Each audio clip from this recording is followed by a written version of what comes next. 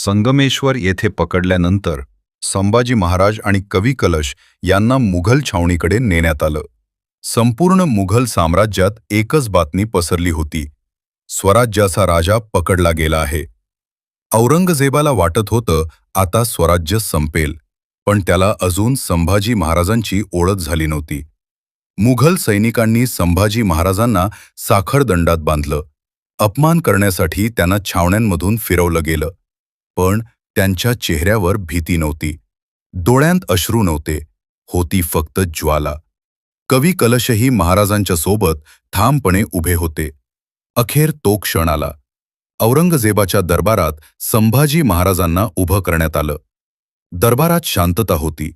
एका बाजूला संपूर्ण हिंदुस्थानावर राज्य करण्याचं स्वप्न पाहणारा औरंगजेब आणि दुसऱ्या बाजूला स्वराज्यासाठी सर्व काही अर्पण केलेला छत्रपती संभाजी महाराज.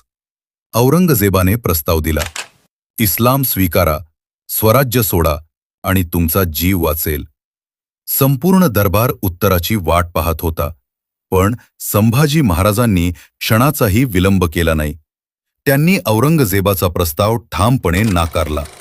स्वाभिमान, धर्म आणि स्वराज्य यांच्या बदल्यात जीवनही स्वीकारायचं नाही, हा त्यांचा निर्णय होता. औरंगजेब संतापला, कारण ज्याला तो कैदी समजत होता तो प्रत्यक्षात अजिंक्य मनाचा राजा होता. यातना वाढवल्या गेल्या, धमक्या दिल्या गेल्या, पण संभाजी महाराजांचा निर्धार तसूभरही ढळला नाही.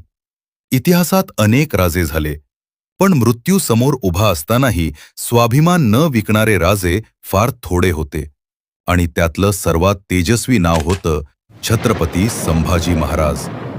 पुढील भागात संभाजी महाराजांवर झालेले अमानवी अत्याचार आणि मृत्यूच्या छायेतही अढळ राहिलेलं त्यांचं धैर्य,